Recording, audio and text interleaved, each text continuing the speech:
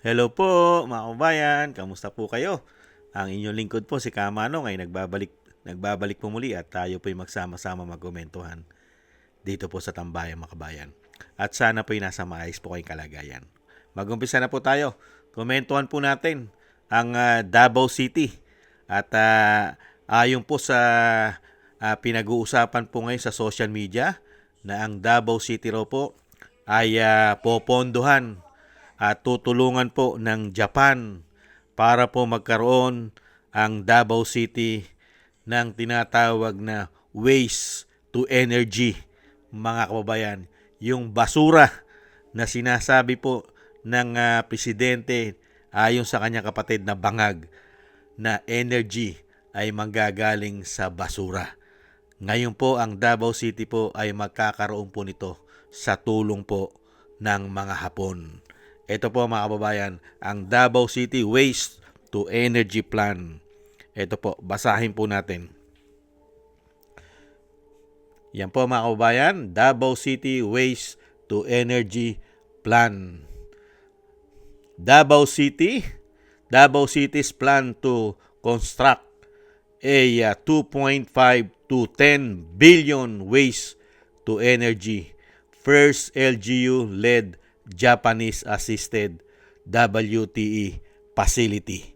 Mga kababayan, kauna-unahan po mangyayari yan proyekto na yan sa Davao City, ang LGUs, ang Davao City mga kababayan.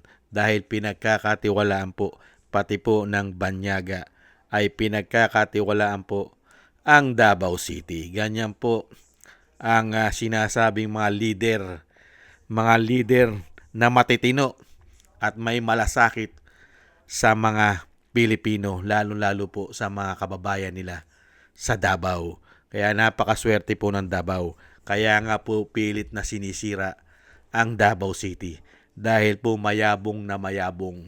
Maganda po, gumaganda po ang Davao City at gumaganda rin po ang pasok ng mga investor sa kanila. Ito pa po mga kababayan, ang kababayan po natin na binlag po ito pong Davao City na plano po ng Hapon at ng syudad. Pakinggan po natin ito kababayan natin vlogger.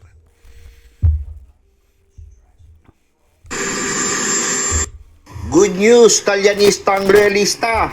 May aangkinin na namang proyekto si BBM sa Davao City. Davao City's 10 billion peso waste to energy project is soon to be a reality. Davao City's WTE project is widely billed as the country's first LGU-led Japanese-assisted waste to energy WTE facility. Lab na lab talaga ni BBM ang Davao City. Akalain yung lahat ng mga malalaking proyekto ay inilagay niya sa Davao mismo kung saan nandoon ang balwarte ng mga Duterte. Japan's top envoy to the Philippines said modern waste-to-energy WTA technology can help Davao City manage its growing waste problem without harming the environment as local officials push forward with the project amid ongoing public scrutiny. Teka, ano ba tong WTE ng Japan na gagawin sa Davao City? Japan's waste-to-energy WTE systems convert municipal solid waste into electricity and heat using high-temperature incineration, gasification, and melting technologies. Developed expensively since the 1970s oil crisis, these advanced facilities reduced waste volume by up to 90%, controlling toxic emissions like dioxins, and feed power back into local public grids. Kaya hindi makalimutan ng mga tao sa Davao City ang mga Duterte dahil sa tapak at malasakit ng mga ito. Davao City's plan to construct a 2.5 to 10 billion peso waste to energy WTE facility on a 10-hectare property in Biao Escuela in the Tugbok district have faced delays due to opposition from environmental groups. Davao City partnered with Japan International Cooperation Agency JICA to study the technicality, feasibility, and financial viability of the project. Kapag tatak Duterte, garantisadong may malasakit at paniguradong magandang proyekto. Higit sa lahat, walang halong korupsyon. Yan po mga kababayan, Nakita nyo po, ang Japan ay talagang ang kanilang investment ay nasa Davao City. At napakaswerte po ng taga Davao City. Pagka po yan ay nasimulan at natapos na. Dahil po magmumura lalo ang kuryente. Napakababa na po ng kuryente po nila ang kanilang bayarin. Hindi po ba? Kaya nga po sa sobra pong inggit po nila. Kaya nga po sinasabi na kababayan natin vlogger. Napakaswerte naman ng Davao City. Lahat ng proyekto napupunta sa Davao. Dahil noong nakaraan, niregaluhan po ng bansang China na napakagandang tulay ang Davao. Tapos yung nakaraan po na inaangkin nila yung pabahay na proyekto naman po ito at nasimulan po ito. At ito po yung programa ng Davao City, yung mga pabahay na pilit din po inaangkin. Baka ito rin po susunod, aangkinin din po nila ito pagka ito po nasimulan na ng Japan, ng JICA, dahil po ponduhan po ito ng hindi bababa sa 2.5 hanggang 10 billion mga kababayan. At napakalaki po ng facility. 10 hectares po, 10 hectares mga kababayan ang facility. Kaya nga po pilit na ginigipit at hinahanapan po ng kasiraan ng Davao. Kamukha po nung nakaraang araw, di po ba? Nung nakaraang linggo, ni-raid po nila ang Davao. At pati po ang ating mga kababayan doon po sa pabrika ng bakal ay mga nawalan ng trabaho. Dahil po doon sa sinasabi pong grabing pamumulitika nila sa Davao at sa mga Duterte. Ay ibalik tanaw po natin, pakinggan po natin ang mga kababayan natin na nawalan ng trabaho at sila po'y nagagalit. Idagdag po natin ito. Excuse me po. Si Gina Acosta. Ako, tinuod nga gi-rescue mi nila. Unta, magkuhan sila sa mga nga, bago nila nagibuhat, unaw-naon mi nila mga trabante, asa mi nila dal. Kaya ang gipagawas nila sa balita nga gisave daw mo. Oo, rescue. Girescue daw mo. Manila, rescue. Naman ay gisave nga, gitanggalan na yung trabaho. Oo. Gi-rescue, Gi-rescue, di ba? Isa pa, moingon sila nga gi-rescue, wala man may kikidnap sa kumpanya. Oh, lagi. Wala man may kipay-stay niya. Wala man may pistiin. Wala man may gikulong dia. Ako, tinuod nga gi-rescue mi nila. Unta, magkuhan sila sa mga nga, Hindi naman daw sila ni rescue mga tambay, tinanggalan sila ng trabaho. Mga kababayan, at hindi naman sila positive. Doon sa sinasabi nila, mga kababayan. Tinanggalan lang nila ng trabaho ang napakarami nating kababayan dyan sa pabrika ng bakal. Na wala man lang po yata silang dalang warrant of arrest. Ibang klase po. Hindi po ba? Dinagdag lang po natin dahil nga po pagdating po sa Davao ay ganyan po ang ginagawa nila. Pero sa kabila nun, kahit ano pong gawin nila na panggigipit at paninira po sa Davao City. Pero ang mga proyekto pong malalaking proyekto, lalo-lalo na po kung manggagaling po sa labas ng bansa, ay pinagkakatiwalaan po ang syudad na Davao City dahil po sa napakagandang leadership at maganda po ang pagpapalakad nila.